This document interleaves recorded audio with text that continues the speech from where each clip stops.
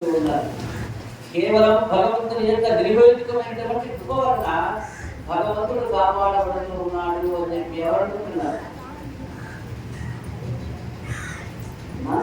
ప్రజలు అనుకుంటూ ఉన్నారనే మాట. ఏమని? నంద యశోదలకు పుట్టినటువంటి యొక్క కృష్ణుడు పుట్టిన తర్వాత అనేక మంది రాక్షసులు వారి యొక్క రూపాలతోటి ఈ యొక్క నందవ్రతంలో ప్రవేశించి ఆయన్ని సంహరిద్దామని చెప్పి చూస్తూ ఉన్నారు. కానీ ఏదో బలీయమైనటువంటి కారణం చేత, భగవంతుని యొక్క కృప చేత ఆయన కాపాడబడుతూ ఉన్నాడు అని చెప్తున్నారు. నిజమేనా అది?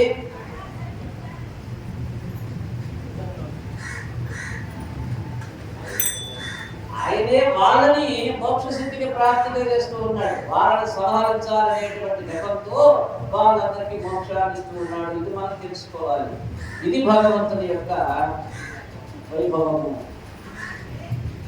కాబట్టి మనమంతా వెంటనే ఈ ప్రాంతాన్ని వదిలేసి విడిచిపెట్టి వెళ్ళిపోదాం. ఇక్కడికి దగ్గరలో బృందావనం అనేటువంటి ఒక ప్రదేశం ఉంది. అక్కడ సమృద్ధిగా నీరు దొరుకుతుంది, పచ్చిగడ్డి దొరుకుతుంది. మనం అందరం భద్రంగా ఉండవచ్చు. అక్కడ వీళ్ళకి ప్రధాన ఆదరణ ఏమిటి? వాడి గోవు సమృద్ధిగా పాలనివ్వాలి, పెరుగునివ్వాలి, వాటిని నమ్ముకోవాలి, జీవితాన్ని నిర్వహించాలి.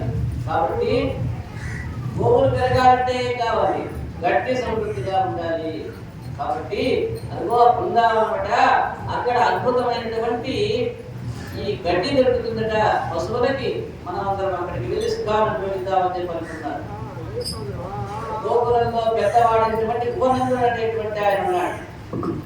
మిగిలిన గోకులందరూ ఆయన చెప్పిన మాట విన్నారు. ఇప్పటికీ భారతదేశంలో అత్యంత పవిత్రమైన ప్రదేశాల్లో మొట్టమొదటిది బృందావనం. పవిత్ర స్థలాలు, క్షేత్రం లేదు, స్థలం, పవిత్ర స్థలం లేదు. అక్కడ బృందావనం భగవంతుడితో సంబంధం కలిగిన మహర్షులు కూడా అక్కడికి వచ్చి బృందావనంలో భగవద్ ధ్యానం చేసుకుంటూ ఉంటారు. ఈ బృందావనంలో మట్టిని తీసుకొద్దిగా నోట్లో వేసుకున్న వాడు గొప్ప అదృష్టవంతుడు. ఉత్తర క్షణం నందవిలంలోని గోపగోపీజనమంతా ఆ ప్రదేశాన్ని వదిలిపెట్టి బృందావనానికి బయలుదేరి వెళ్ళిపోయినారు. ఇప్పుడు ఒక విచిత్రమైన లీల జరిగింది. ఆవుల మందలో కొత్త ఆవుగాలి వచ్చినట్లయితే వెంటనే అర్థమైపోతుంది ఈ కాసేపటి వాళ్ళకి. అసలు అవే అరుస్తూ ఉంటాయి. ఒకనాడు ఈ మందలోకి ఒక కొత్త ఆవు వచ్చింది. వీరు దాన్ని కనిపెట్టి ఆ విషయాన్ని కృష్ణ పరమాత్ముడికి చెప్పారు. కన్నయ్య కన్నయ్య కన్నయ్య, కొత్త ఆవుకి కనిపిస్తుంది మన ఆవులతో అన్నారు. చెంగు చెంగు మధ్య పాడుతోంది అది. కృష్ణుడు దాన్ని చూశాడు. కొత్తగా వచ్చిన కూడా ఒక రాక్షసుడు కనిపెట్టేశాడు. ఆయన వత్సలుడు ఆయన కనిపెట్టేశాడు. ఓ వీడు వచ్చాడు అంటున్నాడు. రామాయ వీడు అంటున్నాడు. ఎందుకని? తర్వాత జరిగేది ఆయన తెలుసుకోవాలి. కృష్ణుడు దాన్ని చూశాడు. కంసుని వసుమన కృష్ణుని చంపడానికి గూఢ రూపంలో వచ్చాడు. వాడి పేరు వస్తాసురుడు, వత్సాసురుడు. కృష్ణుడు ఏమి తెలియనట్టు దాని దగ్గరికి వెళ్ళాడు. దాన్ని తోక పట్టుకున్నాడు చిన్నగా నేనే నెపంతో. తర్వాత రెండు చేతులు చాచి దాని 4 కాళ్ళని పట్టుకున్నాడు.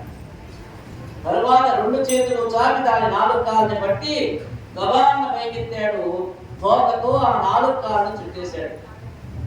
తోక బాగా లాగేశాడు. ఆ తోకతోటి 4 కాళ్ళని చుట్టి పడేశాడు కృష్ణ పరమాత్ముడు. ఇప్పుడు ఆ గూడను చంపేయాలి. దాన్ని గిరిగిరా తిప్పి అక్కడే ఉన్న వెలగ చెట్టును వేసి కొట్టేశాడు. అలా కొట్టేసరికి అక్కడ ఏకకాలంలో 2 రాక్షసులు చచ్చిపడ్డారు. 2 రాక్షసులు చచ్చిపడ్డాక ఒకటి పేరు కపిత్తాసురుడు. వెలగ పండుని కపిత్తము అన్నాడు. కపిత్త వృక్షం అంటే వెలగ వృక్షము. తెలుసుకో మీకు వెలగ పండు ఇప్పుడు వాడతారు, వినాయక చవితికి వాడతారు. కపిత్త జంబు రససారము ఉంటారు. దానికి ప్రత్యేకత ఏమి దాని ప్రత్యేకత అంటే ఏనుగు మీద వెలక్కాయ అంటే తెలుసా మీకు? అదే ఏనుగు మీద వెలక్కాయ అంటే ఏనుగు వెలగబడిన తింటుంది. తిన్నదకి ఏం కావాలి? జీర్ణమయ్యి మళ్ళా మలములో బయటికి రావాలి కదా. ఇప్పుడు ఈ వెలగపండు తిన్నటువంటి ఏనుగు మలంలో పండులాగానే బయటపడిపోతుంది. కానీ దాన్ని పగలగొట్టి చూస్తే లోపల కూర్చుండదు. ఇది ఏనుగు తిన్న వెలగపండు సామెత అంటాడు. మనకి మన యొక్క శాస్త్రాలలో భగవంతుడికి నివేదన అనేటువంటిది ఒకటి చేస్తారు. ఏంటో చెప్పండి నివేదన అంటే? స్వామివారికి ఆరగింపు. ఆరగింపు అంటే అందరూ అడుగుతారు, ఏమయ్యా మీ వారు చేతస్తులు రాయి దగ్గరికి తీసుకువెళ్ళి అన్నం పెడతారు, ఆయన ఏమన్నా తింటాడా పెడతాడా అని చెప్పారు కదా.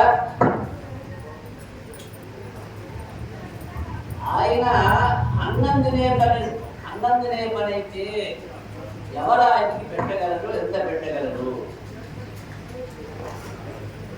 సాధ్యమా?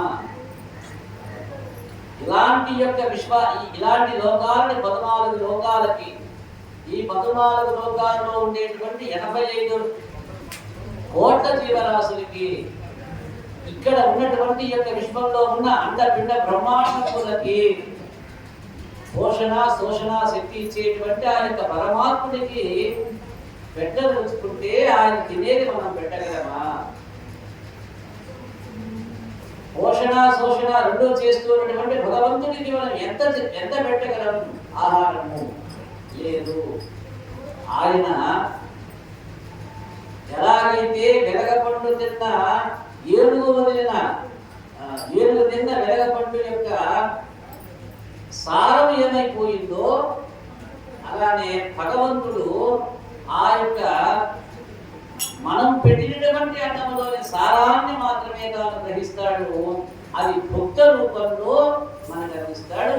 దాన్నే మనం ప్రసాదంగా స్వీకరిస్తూ ఉన్నాము. ఈ పరంపరలో ఆ యొక్క భగవంతుడి యొక్క అనుగ్రహ బలం ఆ యొక్క అన్నానికి ఆపాదింపబడుతుంది. ఇలా నివేదన చేస్తూ పంచ ఆహుతులతోటి యాములతోటి ఓం భూహు ఓం భువః ఓం శివః ఓం మహః ఓం తపః అనేటువంటి ఆ యొక్క యాములతో స్వామివారికి ఒక తులసి దళాన్ని ఆయన నోటికి చూయించి ఆ యొక్క తులసిని అన్నంలో పడేస్తాం. అప్పుడు గ్రహణ రూపకంగా ఎలాగైతే ఏనుగు తిన్న వెలగపండులోని రసము జీర్ణమైపోతుందో అదృశ్యమవుతుందో, అలానే ఆ యొక్క సారాన్ని ఆయన పుట్టించిన ఏనుగే సారాన్ని లాగుతున్నదే, మరి భగవంతుడి సారాన్ని లాగుతున్నది. అలానే ఈ యొక్క అన్నములోని శక్తిని కానుకుంది, దానిలో తన శక్తిని ఆపాదించి మనకి ప్రసాద రూపంలో అందిస్తూ ఉంటాం. ఇది మన యొక్క హైందవ ధర్మంలో ఉన్నటువంటి గొప్పతనాలు. అలానే ఇప్పుడు దీన్ని గిరగిర తిప్పి అక్కడే ఉన్న వెలగ చెట్టుకి కొడితే అక్కడ ఏకకాలంలో ఇద్దరు రాక్షసులు వస్తే, ఒకటి పేరు కపిధ్యాసురుడు, ఆ వెలగ చెట్టు రూపంలో వచ్చాడు. వాడు రెండవ వాడు వత్సాసురుడు. వీళ్ళిద్దరు ఎందుకు వచ్చాడే అక్కడికంటే ఆయన చంపడానికి వచ్చాడు. అక్కడే దూడ రూపంలో వచ్చాడు వత్సాసురుడు. ఈ లీల తిరుగుతున్నప్పుడు దేవతలు స్వయంగా వారు పుష్పవృష్టిని కురిపించారట. ఎంత రాక్షసుడైనప్పటికీ విష్ణునంతటి వాడు ఆరుదూడని ఎలా చంపవచ్చా? అది పాపం కదా, అది గోహత్య కదా అనేటువంటి సందేహం కలగాలి మనకి. ఆవుదూడ రుచికి ప్రసిద్ధి. ఆవుదూడకి ఏది పడితే అది పడదు. అది ఏది తింటుంది? గడ్డి మాత్రమే తింటుంది. ఆవుదూడ ముద్దులోకి రావాలని దాని చేత పాలు కూడా చాలా తక్కువగా తాగిస్తారు. ఆవు దగ్గర దూడ పెరగాలని తినకుండా ఉండటానికి దాని మూతికి ఒక ఇది కట్టేస్తారు. ఏది పడితే అది తినకుండా ఉంటాను. అది ప్రతిదాన్ని తిందాం అనుకుంటున్నాను. అలాగే వెలగపండు వాసనకి ప్రసిద్ధి వెలగపండు. ఆ వాసనని దాచగలమా? దాచలేదు. ఆవు కూడా వెలగపండు రుచికి వాసనకి ప్రసిద్ధి చెందుంటాయి. రుచి వాసనలు మనల్ని జన్మ నిర్మాంతరాలుగా కలుగుతూ ఉంటాయి. అలా ఉండకూడదని రుచి వాసనల యందు మనస్సు నిలబడిపోయినట్లయితే దాని వల్ల ప్రమాదం ఉంది. కాబట్టి అందువల్ల ప్రయత్నపూర్వకంగా సుఖాన్ని పరిత్యజించడం మానవుడు అలవాటు చేసుకోవాలి. లేకపోతే ఈ మనస్సు వెళ్ళిపోయి ఏదో ఒక ఉపాధిని పట్టుకొని పోతుంది. అంత్యకాలం వచ్చినప్పుడు మనస్సు దానికి బాగా ఇష్టమైన రుచిని పట్టుకొని ఇంద్రియాలని గబగబా ఊడగట్టి ఏదో ఒక ద్వారం నుండి బయటికి వెళ్ళిపోతుంది. అదే వాసన అన్నాడు. వాసనాబలం అంటే ఏది పట్టుకుంటుంది? వాసన అంటే ఇంద్రియములు పట్టుకుంటాయి. వాసన పట్టేది ఇంద్రియములు కాబట్టి వాడు చూసాము, వాడి కథ విన్నాం. ఎవరు వాడు? లేడి కిందని పట్టుకున్నాడు. వాడు మోక్షం పొందాలని నది ఒడ్డున కూర్చొని తపస్సు చేసుకోవడానికి ఇల్లు వచ్చి వెళ్ళిపోయినాడు పిల్లాపిల్లని. కానీ అక్కడికి వెళ్ళి ఏం పట్టాడు? లేడి పిల్లని పట్టుకున్నాడు. ఇక వాడి చూపు లేడి, వాడి పని లేడి, వాడి మాట లేడి. కాబట్టి వాడు ఏమైపోయాడు? దీన్ని ఏమన్నాడు? వాసనాబలమన్నాడు. కాబట్టి ఇప్పుడు ఈ వాసనాబలాన్ని వదిలించుకోవాలన్నాడు. ఒక్కొక్కడు పుట్టుకతో దుర్మార్గ ఆలోచనలు చేస్తాడు, ఒక్కొక్కడు పుట్టుకతో భగవంతుడు పెట్టుకుంటాడు. ఈ వాసన వెలగపండు ఆసురీ శక్తి అన్నాడు. దాన్ని మనస్సు అనుభవించడం, గుర్తు పెట్టుకోవడం అనేటువంటిదే రుచి. వెళ్ళిపోయే ముందు మనసు బ్రతికి ఉన్నవారు వ్యామోహం దేని మీద పెరిగిపోయిందో దాన్నే పట్టుకొని కొత్త శరీరంలోకి వెళ్ళిపోతుంది. ఆ యొక్క వాడిలాగానే, గడబడుని లాగానే. అందుకనే ఒక్కొక్కడు చిన్నతనం నుంచే దుష్ట సాంగత్యం వైపు వెళ్ళిపోతాడు. వాడిని వెనక్కి తీసుకురాలేదు. అటువంటి వాడిని ఇదిగో ఈ లీల మాత్రమే బాగు చేయగలరు. ఈ లీల వింటే వాడు బాగుపడతాడు. వాడికి ఈ లీల వినిపించాలి. అమ్మని చూడగానే కామత్వం ఎలా చల్లారిపోతుందో అలానే భగవంతుని గురించి వినేసరికి వాసనా బలం క్షీణించి భగవంతుని వైపు మనసు తిరిగిపోతుంది. మీరు మీ వాసనని ముందు జయించలేరు. అందుకని భక్తితో కృష్ణ, ముకుంద, వాసుదేవ, నారాయణ అనేటువంటి దివ్య నామాలని వాసన చూడగా చూడగా చూడగా అది మనకి బలాన్ని ఇస్తుంది. ఇది భాగవతంలో దశమ స్కందంలో వినాలి. లేదని భక్తిపోవాలి. కృష్ణుడిని మనసులో పెట్టాలి. అప్పుడు ఈ రుచి లోపలి ఈ వాసన పైకి వచ్చేస్తుందని చెప్పి మనకి ఈ యొక్క ఉపాసన సంహారం ద్వారా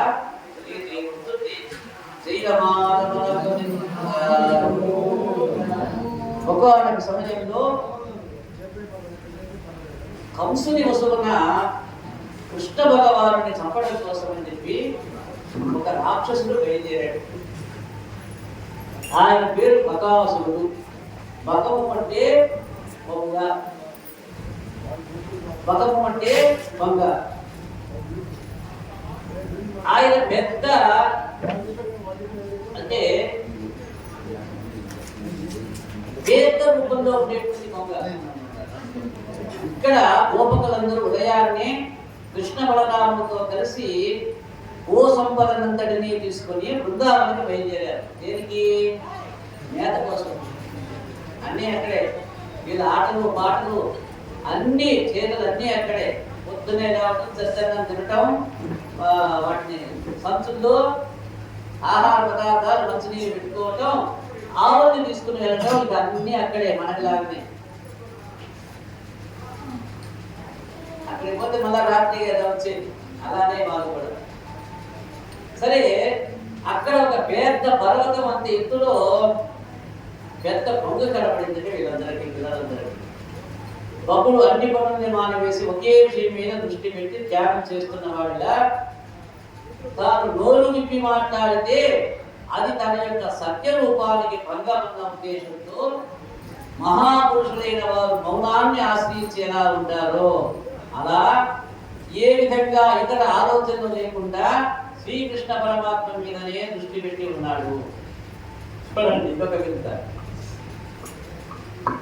వాడు ఎందుకు నియమించబడ్డాడు? వాడు నియమించబడి ఉన్నటువంటి ఆ యొక్క కర్మ ఎందు వాడు ఎలా ఉన్నాడు? ఆయన మీదే దృష్టి పెట్టి వీడెప్పుడు వస్తాడు, వీడెప్పుడు వస్తాడు, వీడెప్పుడు వస్తాడు. ఎవడు వాడు? కృష్ణుడట, కృష్ణుడట, కృష్ణుడట. ఎలా ఉంటాడు? నల్లగా ఉంటాడు, కరువు లాంటి కళ్ళతో ఉంటాడు, మంచి దృఢమైనటువంటి శరీరం, కోడేరు లాంటి ముక్కు, మంచి చురుకాలు, గంటపండి లాంటి విధాలు. ఇలా అన్న గుర్తుకు తెచ్చుకుంటూ ఆ కృష్ణయ్యని నిరంతరము ఆలోచన చేస్తున్నాడు. దీన్ని ఏమంటాడు? ఇదే తపస్సు. అది ఇందుగానే పుస్తకం చేసేది తపస్సా కాదా అనేటువంటిది. అయితే ఇందులో ఒక తేడా. ఈ తపస్సు ఎవరు ఎందుకు చేస్తూ ఉన్నాం అనేటువంటిది ముఖ్యం. అదే ఈయన్ని కాకుండా వాడెవడో బాబు మోహన్ బ్రహ్మానందాన్ని చేశాడనుకోండి,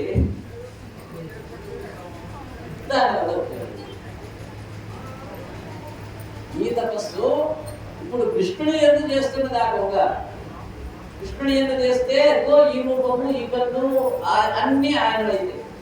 అదే బాబు మోహన్ ఎందుకు చేసింది అనుకోండి, ఏ ఉపయోగం ఉండదు. సరే, మీరు బొమ్మని పరిశీలించినట్లయితే అది చాలా ఆశ్చర్యకరంగా నిలబడుతుంది. చెరువు ఒడ్డునో ఎక్కడో ఒక కాలు మీద నిలబడేటట్టుగా ఉంటుంది. చూడటానికి సర్పగుణంతో ఉన్నట్టుంటుంది. ఒకరికి అపకారం చేసేది కాదని చెప్పి నమ్మేలాగా ఉంటుంది. ఏంటది? బొమ్మ చూడటానికి తెల్లగా ఉంటుంది. ఓ సర్పగుణమే, తెలుగు సర్పగుణమే కదా. భీకరంగా అలవడు సర్పగుణము. మంచి కళ్ళు ఉంటాయి, సర్పగుణము. మంచి ముక్కు ఉంటుంది, సర్పగుణము. పెద్ద కాళ్ళు ఉంటాయి, అది సర్పగుణమే. అంతే రాజానుభవం, అరవింద రాయరాక్షం కదా. కాబట్టి కొందరు కూడా ఇన్ని సర్పగుణాలాగానే ఉంటాయి. కాబట్టి అలా నిలబడి ఉంటుంది. ఒకరికి అపచారం చేయనిది నమ్మేలా ఉంటుంది. కానీ దాని మనసులో ఉండే భావం ఏంటి? ఎందుకోసం అలా నిలబడింది? కదలకుండా ఉంటే తన కాలి దగ్గరికి చేప పిల్ల వస్తుంది, గుట్టుకుల లాగేసి మింగేస్తుంది. ఇది దాని అందుకు తపస్సు చేస్తాడు. ఎవడన్నా వస్తే పెట్టడానికి కాదు, రెడీగా పన్నం పెట్టుకొని నిలబడ్డామే. ఇది ఎందుకుందయా?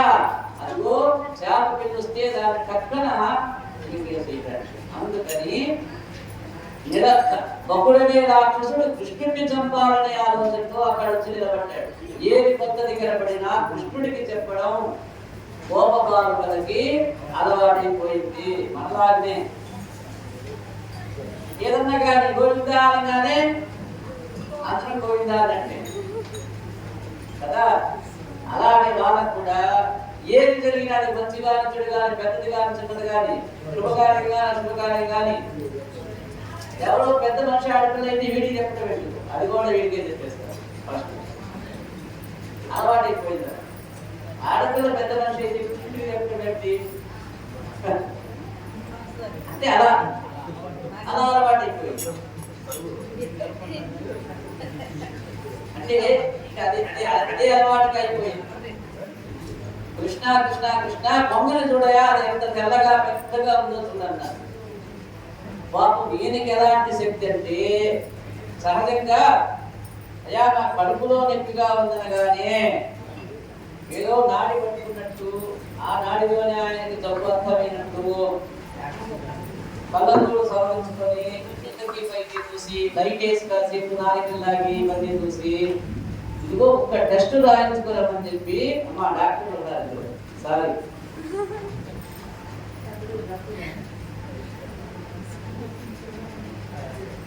ఏం చేస్తారు? 100 టెస్ట్ పడిపోతారు. ఇద్దరు డాక్టర్ ఉన్నారు. ఏ అబ్బాయి వింటుందేమో డాక్టర్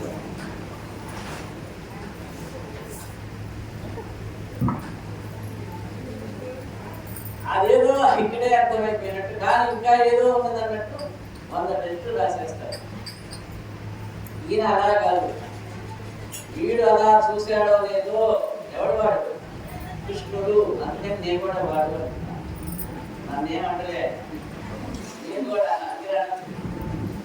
అన్నెందుకనంటే నేను రోజు లేపాలి, రోజు కష్టం చేయాలి, కాఫీ తాగించాలి, కాలు కడగాలి, రోజు కడగాలి, ఉక్కిరించాలి. ఏమన్నా అంటే వాళ్ళని వస్తాడో రాడు అంటే ఆయన వాడంటే నాకొక్కడికే అర్థం కాదు. ఈయన పని ఏమిటా, చూసి చూడగానే ఆ వైద్య శాస్త్రంలో అతి పెద్ద స్కాన్ మీదుందో అంటే లోపలవన్నీ కనపడేవి వీడికి కనపడతాయి. కాబట్టి ఇతను ఏమన్నట్ట, నవ్వాడు అక్కడ వారిని కూడా అవునా అన్నాడు. అరుస్తూ నోరు తెరుస్తూ నోరు మూస్తూ ఆకాశంలో వేగంగా తిరగడం ప్రారంభించిందని కాసేపటికి ఆయన గమ్మత్తుగా ఉంటాడు. ఎలా ఉంటాడు, తెలిసినా కానీ తెలియనట్టుగా. కోపం వచ్చే మాట చెప్పినా నవ్వే, నవ్వు వచ్చే మాట చెప్పినా నవ్వే. మీకు అర్థం కావాలంటే శ్రీకృష్ణ తులాభారము ఆయనే చూడాలి. మళ్ళా ఇంకెవరిని చూసినా అర్థం కాదు. సరే అని నాకు తెలిసిన విషయం. కృష్ణుడిని ఎలా ఉంటాడో తెలుసుకోవాలంటే ఆయనే చూడాలి. మళ్ళా నిర్మోహం ఆటనే చెప్తున్నాడు. ఇక్కడ ఇలా తిరుగుతూ ఉంటే దాన్ని గమనిస్తూ ఉన్నాడు.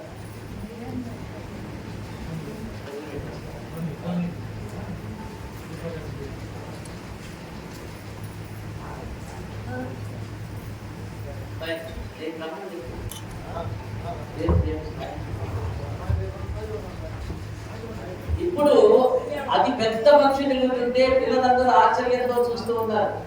చెట్టుకున్న ఆ పక్షి కిందకి దిగి కృష్ణ పరమాత్మని తన 2 కుంచుకాలతో ఎక్కించుకొని ఎగిరిపోయి ఒక పెద్ద పర్వత శిఖరం మీద కూర్చొని కృష్ణుడిని మింగేసుకుంటారు. ఎవరు? ఈ యొక్క బకాసురుడు అనేటువంటి దొంగ రూపంలో ఉన్నటువంటి రాక్షసుడు. ఏం చేసింది చెప్పండి, తాను తిరుగుతూ ఉంది, అటు వచ్చింది, ఇటు వచ్చింది, ఇటు వచ్చింది, అటు వచ్చింది. వీళ్ళందరూ మనం చిన్నప్పుడు విమానాన్ని చూసినట్టుగా దాన్ని చూస్తున్నారు. మామూలు బొగ్గ అయితే అంత దృష్టి పెట్టేవాళ్ళు కాదు. అది ఎలా ఉంది, పెద్ద ఆకారంతో ఉంది. అంత బొగ్గని ఎప్పుడు చూడాలి వీళ్ళు. అందుకని దాన్ని ఒక విమానం చూసినట్లుగా ఆడిపోయినప్పుడు అటు ఇటు వచ్చినప్పుడు చూస్తున్నారు. అలా చూస్తూ ఉన్నారు. కృష్ణయ్య మటుకు దాన్ని పట్టించుకోకుండా ఇందాక పిల్లలు అనుకోనయా అక్కడ పెద్ద పొంగుంది, వరే ఉంది, తెల్లగా ఉంది, బాగుందని చెప్పి అన్నప్పుడు ఎలా అన్నాడు. ఆ వీళ్ళు దాన్ని చూస్తుంటే వీళ్ళని చూసి అలా నవ్వుతూ ఉన్నాడు. అయిపోయింది. ఒక్కసారిగా ఒక ఉరుకున ఆ పొంగ రిప్పలు వచ్చేసింది. ఈ కృష్ణయ్యని దాని ముందు కాలం ఎక్కించుకొని చంటి కింద ఎక్కించుకొని పైకి లేచి ఒక పెద్ద పర్వతం మీద వాలి దాన్ని మింగేసింది. అలా మింగేసేసరికి ప్రాణం పోయిన ఇంద్రియాలు ఎలా ఉంటాయో కృష్ణుడిని బబులు మింగేస్తే ఆయనకి ఏమైనా బాధ కలిగిందా? ఏమి బాధపడ్డా. ఎవరు బాధపడుతున్నారు? ఇక్కడ కింద ఉన్నటువంటి గోపబాలుడు బాధపడటం, అయ్యో కృష్ణయ్యని తీసుకెళ్ళిందని చెప్పి అరుస్తున్నారు.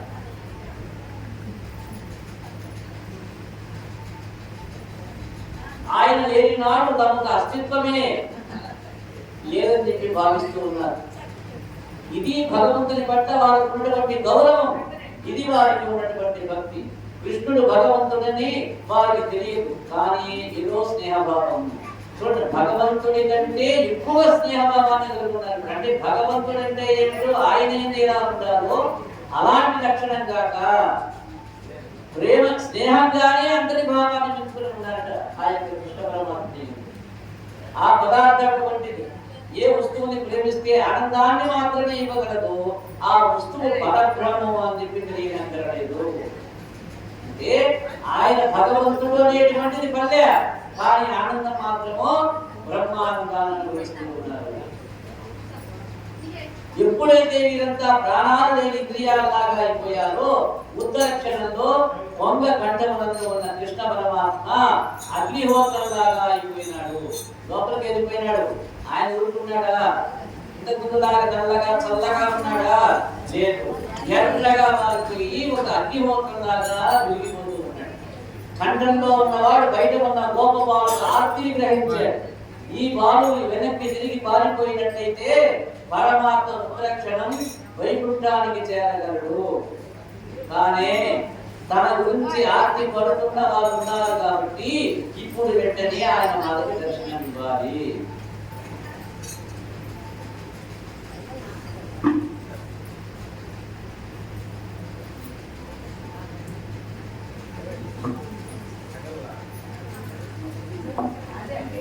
ఇప్పుడు వాళ్ళకి దర్శనం ఇవ్వాలి. కాబట్టి పొంగ కంఠం నుండి బయటికి రావడానికి ఆయన అగ్నిహోత్రం అయిపోయినాడు. వెంటనే పొంగ దాన్ని కక్కేసింది. మండుతుంటే ఏం బలాయిస్తుంది దాన్ని, వెంటనే పొంగ కక్కేసింది. ఈ పిల్లవాడిని వదిలిపెట్టకూడదు, ముక్కు పుడాలతో కొడికి చంపేస్తారని చెప్పి, అలా చంపి మృంగేస్తారని చెప్పి తన చుంచూపులు పెట్టి పొలుస్తూ ఆయన వెంట పడిపోయింది ఆ యొక్క పొంగ.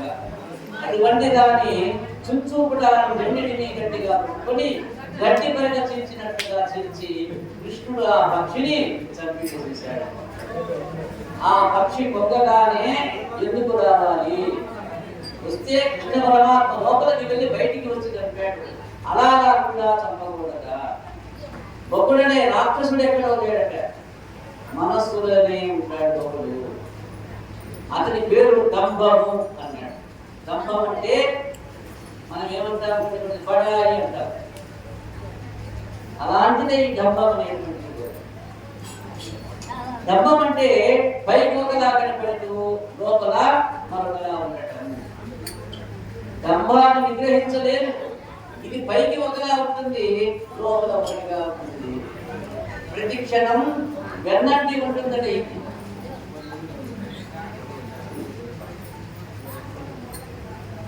ఇది మహాపాపకార్యంగా చెప్తాడు ఈ యొక్క డంబం అనేటువంటిది. ధర్మం సత్యముగా ఉండడం అంగీకరించదు అంటే ఉన్నది లేనట్లు చెప్తాడు, బడాయివాడు. లేనిది ఉన్నట్లుగా చెప్తాడు, లేకపోయినా ఉన్నట్లుగా నటిస్తాడు, ఉన్నా కానీ లేనట్లుగా నటిస్తాడు. ఏమన్నాడు? అబద్ధము కదా. మనం అబద్ధం చెప్తేనే వాడికి రోజు కట్టేది. కాబట్టి రోజు అబద్ధాలు చెప్పాలి. అబద్ధం చెప్తే ఏమని చెప్పాము? అది ఎన్నో పెద్ద పాపకార్యము. మొదటిది కంచము, రెండవది మంచము, మూడవది నాలుక. కాబట్టి ఇక్కడ నాలుక మహాపాపం, అబద్ధం చెప్తుంది కాబట్టి నాలుక చేసేది అదే పాపం. కాబట్టి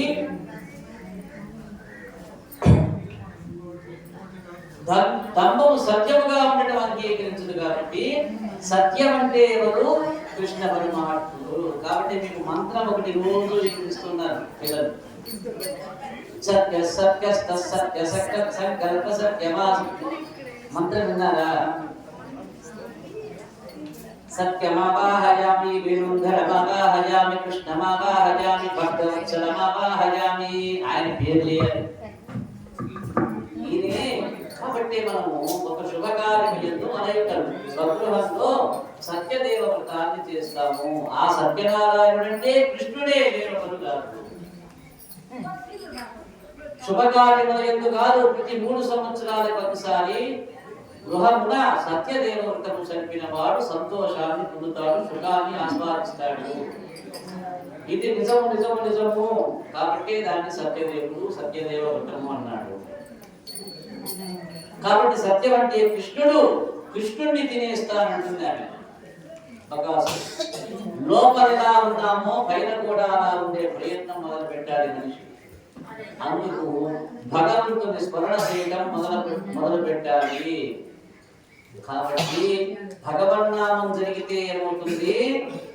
మొట్టమొదట మనోనిర్మలము జరుగుతుంది. మనోనిర్మలం జరిగితే మనం డాంబికం వదిలేస్తాం. మనలో ఉన్నటువంటి ఒక్కొక్క అరిషడ్ వర్గములు ఏవైతే ఉన్నాయో ఇక మనకి చోటు లేదురా, ఇక్కడ ఇప్పుడు ఫెనాయిల్ వేసాడు, ఆనిక మందు కలుపు మందు కొడతాడు, ఆ తర్వాత అదేది ఇండియన్ మందు కొడతాడు, చాలా ఉన్నాయి. ఇవన్నీ కొడతాడు, ఒక్కొక్కటి వచ్చేస్తుంది. కాబట్టి ఇక మనం ఇక్కడ ఉంటే చచ్చిపోతామని చెప్పి ఎవరెవరు బయట పోతారు? ముందుగా కామం పోతుంది, తర్వాత క్రోధం పోతుంది, తర్వాత లోభం పోతుంది, తర్వాత మోహం పోతుంది, తర్వాత మదం పోతుంది, తర్వాత మాత్సర్యము ఒక్కొక్కటి బయటకు వచ్చేస్తాయి. కాబట్టి నిత్యము నిరంతరము సత్యాత్ముడైనటువంటి ఆ యొక్క భగవంతుడైన శ్రీమన్నారాయణ చరణాల కింద చేసేటువంటి మనోబుద్ధిని మానవుడు కలిగి ఉండాలి. అందుకు భగవంతుల స్మరణ చేయడం మొదలు పెట్టాలి. ఈ నామస్మరణ మనస్సుని నిరంతరం ప్రక్షాళన చేస్తూ ఉంటుంది. నిర్మలత కలిగితే, మనోమాలిన్యం కలిగితే మిగతావన్నీ కూడా మనలోని మలినాలన్నీ తొలగిపోతాయి. ధర్మాన్ని తప్పించుకోవడం కష్టం, అది సత్యాన్ని మిగులుతుంది. అందుకని ముందుగా కృష్ణ భగవానుడు భృంగపడాలి. ఆర్తి చెందేవాడుంటే అగ్నిహోత్రమై బయటికి రావాలి, దంభాన్ని చీల్చాలి. అలా చీలిస్తే కృష్ణుడు తనంతగా గోపాల బాలుడు దక్కాడు. మనకి కూడా అలానే దక్కుతాడు. భగవంతుడున్నాడని నమ్మి ఆయన్ని ఆర్తితో ప్రార్థిస్తే ఆయనే మన యొక్క దంభాన్ని తీసివేస్తూ ఉన్నాడు. ఆయనే మనల్ని రక్షించి పుణ్య పురుషుడిగా మాట్లాడు. దీపం మీద వెళ్ళిపడిపోయిన మినుగులు పురుగులాగా ఎలా కాలిపోతాయో అలానే ఈ పిల్లవాడిని ఎంతమంది రాక్షసులు నిర్జిద్దామని ప్రయత్నించినా ఆయన జోలికి వెళ్ళిపోగానే వారందరూ ఏమైపోతున్నారు? మడిసిపోతున్నారు. హృదయంలో భగవంతుని నిలబెట్టడం చేతనవ్వాలి. ఆసురీ గుణాలు లోపలికి ప్రవేశించడానికి ప్రయత్నం చేసినా నామం పట్టుకొని పరమాత్మని హృదయంలో నిలబెడితే అవి మడిసిపోయి రాలిపోయి నీవిప్పుడు పవిత్రమై ఉంటావు. గోపాల బాలుడు కృష్ణుని గురించి ఆర్తి చెందినట్టు మనుష్య జన్మలోనికి వచ్చినందుకు నీవు భగవంతుని గురించి ఆర్తి చెందడం నేర్చుకోవాలి. ఓ మానవుడా, మనసు నెరగదా? మనసు నెరిగి రామనామ స్మరణ చెయ్యరా చెప్పింది కదా. నామం యొక్క మహిమ అలాంటిది. నామస్మరణ ధన్యోపాయం నహిమస్యామో భవతరణే. రామ హరే కృష్ణ హరే తవ నామ వదామి సదా హరే. నీవెవరివి? నరుడివి, మృగానివి కాదు. నీవు నరుడివిరా, మృగానివి కాదు. నీకు నాలుగిచ్చింది, అందుకే భగవంతుడు దాన్ని పట్టుకొని భగవన్నామాన్ని పట్టి దాన్ని అని విని తరించరా. నీవు ఈ యొక్క మానవ జన్మనెత్తినది మోక్ష సిద్ధిని పొందటానికి. కాకపోతే మిగతా ఉపాధులు చాలా ఉన్నాయి, అందులో పడి దొర్లరానే కొన్ని కోట్ల సంవత్సరాలు. కానీ ఇక్కడికి వచ్చావా, ఇక్కడి నుంచి ఎక్కడికి వెళ్ళాలి? నీవు అక్కడికే వెళ్ళాలి. అక్కడికి వెళ్ళగలిస్తే నీవు భగవన్నామాన్ని స్మరించు. మనుష్య జన్మలోకి వచ్చినందుకు నీవు భగవంతుడి గురించి ఆర్తి చెందడం నేర్చాలి. ఇది వీళ్ళకి ప్రబోధం చేత వచ్చేది కాదయా. నీ అంత నీవుగా పరిశీలన చేసుకోవాలి. భగవంతుని గూర్చి ఆర్తి భక్తి అలవాటు పొందాలి. అవి మాత్రమే నిన్ను రక్షించగలవు. నైపస్యామో భగతరణే. రామ హరే కృష్ణ హరే తవ నామ వదామి సదా హరే. అందుకనయ్యా రామ కృష్ణ వాసుదేవ గోవింద. అనంతమైనటువంటి ఆ యొక్క స్వామికి అనంత నామధేయాలు ఉన్నాయి. అనన్యమైనటువంటి ఆ యొక్క పురుషోత్తమునికి పిలవటానికి సహస్రనామాధికారులు ఉన్నాయి. అలాంటి ఒక్క నామాన్ని పట్టు తరించు. భగవంతుని గురించి ఆర్తి భక్తి అలవాటు చేసుకో. అవి మాత్రమే నిన్ను రక్షించగలవు, అన్యములు రక్షించలేవు. బకాసుల సంహార వృత్తాంతం నుండి యొక్క విశ్వాసాన్ని మనము గ్రహించాలని చెప్పి పరీక్షిత్ మహారాజుకి బోధన చేస్తూ ఉన్నాడు శుకబ్రహ్మ. ఒకనాడు కృష్ణ పరమాత్మ పిల్లలందరితో కలిసి వెనక్కి ఇంటికి వెళ్ళిపోతూ ఉన్నాడు. అప్పుడు ఆయన ఒక ఊహ వచ్చిందట, రేపటి రోజున మనమందరం కలిసి వనభోజనాలకు వెళదాము. మన ఊళ్ళో వెళ్తారు వనభోజనానికి, మన ఊళ్ళో కూడా వెళ్తారు వనభోజనానికి. ఇక్కడ వనభోజనం అంటే ఏమిటో మనం చూడాలి.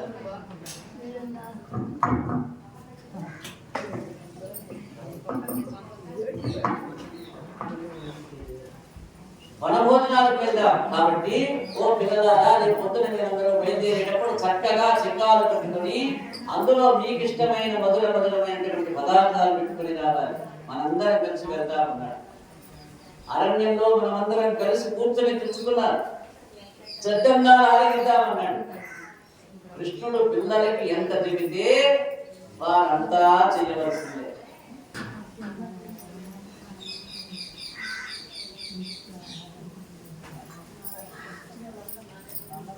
ఇక్కడ అందరూ వనభోజనాలకు బయలుదేరారు. అనేక రకాల ఆటలకు సంబంధించిన పందాలు జరుగుతూ ఉన్నాయి. హాస్యానికి ఒకరితో ఒకరు దెబ్బలాడుకుంటూ ఉన్నారు. సంతోషంగా అడవిలోకి వెళ్ళారట. ఆనందాలతోటి వీళ్ళందరూ గోపబాలకులంతా అక్కడ పొలంలో నీళ్ళలో పడి చేపల్లా ఇదే వాళ్ళు కొంతమంది, కృష్ణునితోటి ఆడుకునేటువంటి వాళ్ళు కొంతమంది, కోతులతో సమానంగా చెట్టెక్కి దుంకే వాళ్ళు కొంతమంది. అక్కడ వాళ్ళు ఆడని ఆటలు లేవు. పరమాత్మతో కలిసి ఆడుకుంటూ ఉన్నారు. ఈ సమయంలో ఇలా ఆడుకుంటూ ఉంటే అక్కడికి దేవతల్ని కూడా భయపెట్టగలిగినటువంటి ఒక మహారాక్షసుడు ప్రవేశం చేశాడు. ఏం జరుగుతుంది చెప్పుకుందామా? మళ్ళీ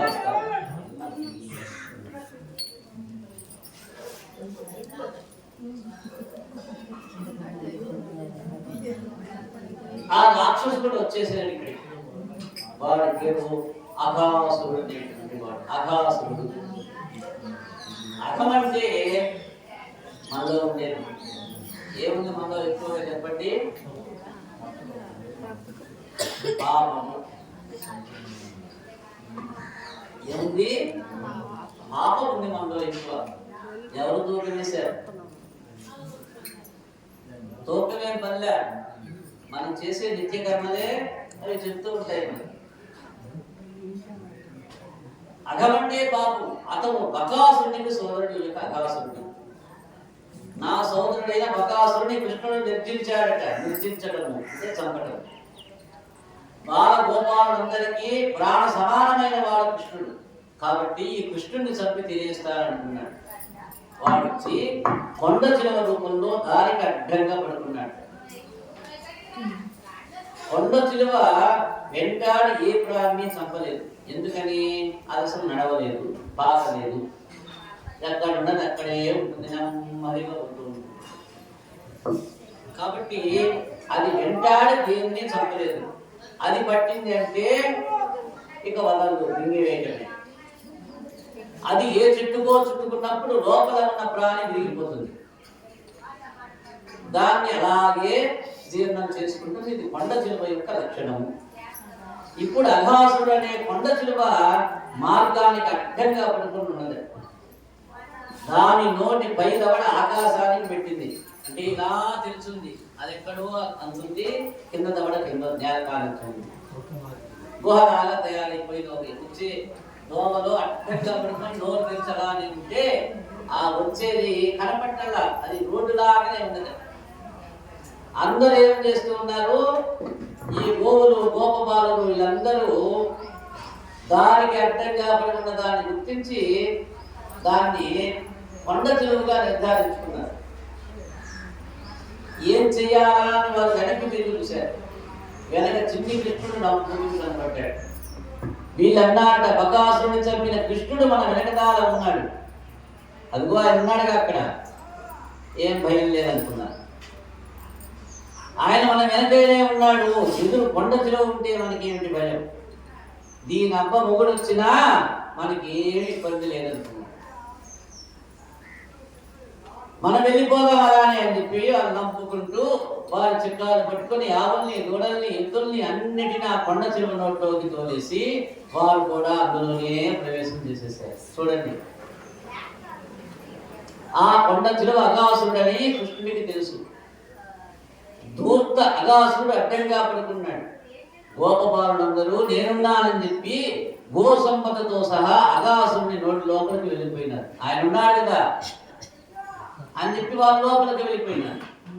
అది నా కోసమే, ఇంకా దవడల్ని మూయలేదు, ఇప్పుడు వారందరినీ బ్రతికించడానికి నేను వెళ్ళాలని చెప్పి ఆ కృష్ణ పరమాత్ముడు అనుకొని దాని నోటి దగ్గరికి వెళ్ళేసరికి వీరందరూ దాని కంఠం దగ్గరికి వెళ్ళిపోయినారు. అది నాలుకని చుట్టి గట్టుకుని మింగేసింది. వాళ్ళు కడుపులోకి వెళ్ళిపోయినారు. లోపల ఉన్న విషద్వారానికి వారంతా మరణించారు. కృష్ణయ్య ఎక్కడ దాకా వచ్చాడు? దాని కంఠం దగ్గరికి వెళ్ళగా కృష్ణుని కూడా ముందుకుపోయింది. పైనున్న దవడని నొక్కింది. నొక్కేసరికి స్వామి ఇటారుగా పెద్ద స్తంభంగా అయిపోయినాడు. నొక్కుతూ ఉన్నది ఇతర స్తంభంగా అయిపోయినాడు. నోటికి నొక్కేసరికి స్తంభం నాటి పరమాత్మ శిరస్సు దాని దవడని పడుచుని పైకి వచ్చేసాడు. ఈయన తన యొక్క శరీరాన్ని పెంచాడు. దానికి లోపలికి ఊపిరి పీలిస్తే వెళ్ళడం లేదు. అంటే ఆ నోటికి అడ్డంగా తయారైపోయినాడు. లోపలికి గాలి వెళ్ళటంలా గిలగిల కొట్టుకుంటుంది. అడు తిరిగింది, ఇటు తిరిగింది, తిరుగుడు పడిపోయిన గిలగిల కొట్టుకుంటుంది. ఆ సమయంలో దాని కడుపులో ఉన్నటువంటి మరణించిన వారిని అందరినీ కృష్ణుడు తన కన్నుల నుండి కారుణ్యామృత దృష్టిని చిన్న కృష్ణుడు వాళ్ళ మీద ప్రసరింపజేసేసాడు. చనిపోయిన వాళ్ళ గోపులు, గోపబాలులు, అలాగే అనేక రకాల ఉత్సవరాజాలు ఏవైతే వాళ్ళు తోలుకెళ్ళారో అవన్నీ కూడా సజీవంగా ఉండేట్టుగా కారుణ్యామృత దృష్టిని వాళ్ళ ఎందుకు ప్రసరింపజేశాడు. ఆయన కారుణ్యామృత దృష్టి పడగానే మరణించిన పిల్లలందరూ ఒక్కసారిగా జీవించారట. ఆవులు, దూడలు, ఎద్దులు అన్నీ జీవించాయి. అందరూ ఆ కొండ చిలువ యొక్క నోట్లోంచి ఇవతలకు వచ్చేస్తూ ఉన్నారు. బయటికి రాగానే వారు అద్భుతాన్ని చూశారు. ఆ పాము కొస ప్రాణంతో కొట్టుకుంటుంది. చివరికి దాని ప్రాణం పోయింది. వీళ్ళు చూస్తుండగా జరిగిపోయింది. దానిలోంచి ఒక దివ్యమైనటువంటి వెలుగు వెలువడి పైకి లేచి శ్రీకృష్ణుడిలోకి వెళ్ళిపోయింది. దీనితో ఇంత పాపపు రాక్షసుడు మోక్షాన్ని పొందేసేసాడు. కృష్ణుడి స్పర్శ చేత అతనికి ఉన్నటువంటి పాపాలన్నీ విరిగిపోయాయంటూ ఉంది భాగవతం. అఘాసురుడు ఒక పాపపు రాక్షసుడు. పాపం అంటే ఏమిటి? పాపం అంటే దుష్కర్మ. ఎలా వస్తుంది? పాపం ఎలా వస్తుంది? దుష్కర్మ మూలంగా వచ్చేటువంటి ఫలితమే పాపము. పాపకర్మ నుండి ఏమొస్తుంది అంటే, పాపకర్మ చేస్తే ఏం పొందుతాడు మనిషి? దుఃఖాన్ని పొందుతాడు. అంతే కదా. పాపం చేస్తే కష్టం. కష్టం అంటే ఏడుపు. కాబట్టి దుఃఖం వచ్చేస్తుంది. పాపకర్మ కొండ చిలుగులా నోరు తెరుచుకొని మన దారిలోనే పడుకుంటుంది. నోరు తెచ్చుకుని అక్కడ ఎదురు చూస్తూ ఉన్నది, నన్ను కొట్టాలి కొట్టాలి కొట్టాలి కదా. కొడితే అవుతుంది బలాయవన్నీ. పాపం, పాపకర్మ మనమే దానిలోకి నడిచేట్టుగా చేస్తుంది. అదేం ప్రత్యేకించి ఉండదు. అది ఎప్పుడు తనంత తానుగా వచ్చి మిగదు. పాపకర్మ మిమ్మల్ని మిగలేదు. నేను పాపాన్ని చేయను అని మీరు అనుకుంటే పాపం మీ చేత చెడ్డ పని చేయించలేదు. కానీ మనలో ఉండేటువంటి మోహబుద్ధి బయలుదేరుతుంది.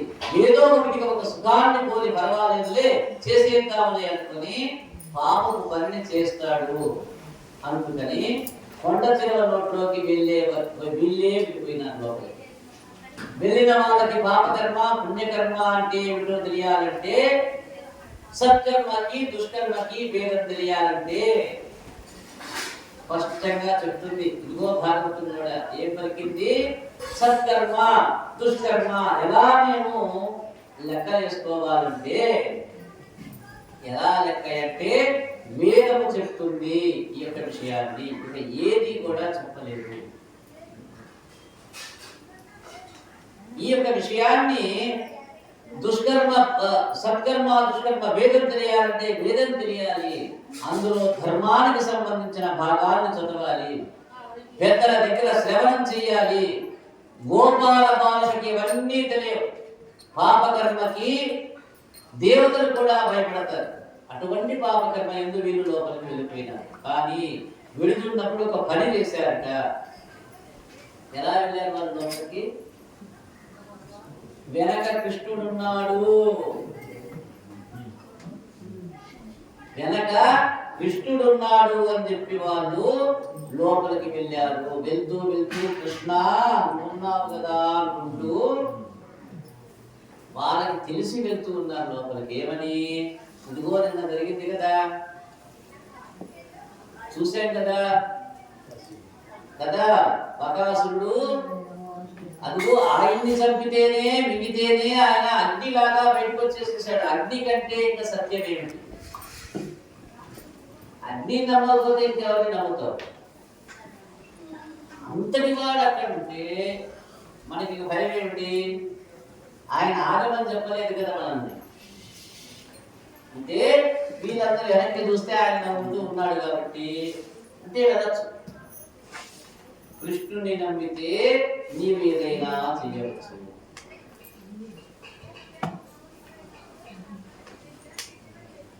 వెళ్ళవచ్చు అన్నాడు. నవ్వాడంటే అర్థం లేకపోతే ఆగండిరా ఆగండిరా అని పర్వాలి కదా.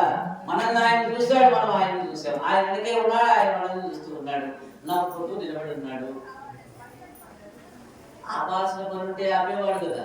కానీ నవ్వాడు కాబట్టి వెళ్ళచ్చు. వచ్చేసాం కదా అనుకున్నారు. చివరిలో వీళ్ళు చేసింది ఏమిటి? లోపలికి వెళ్తూ అదేదైనా కానీ కృష్ణుడిని చూస్తూ వెళ్ళారు. లోపలికి వెళ్తూ వీరు చేసినటువంటి పని ఏమిటి?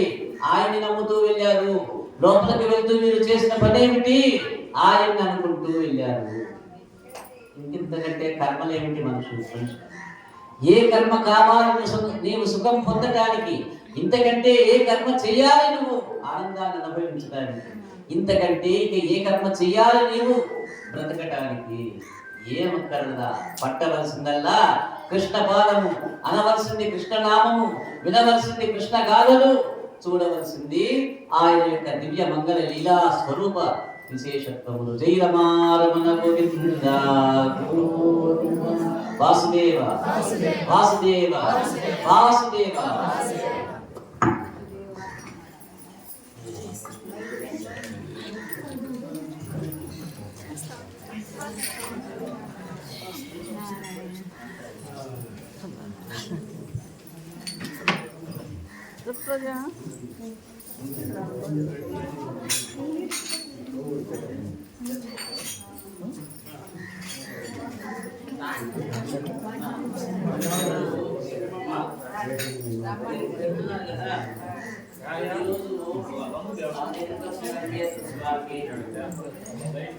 శ్రీనివాస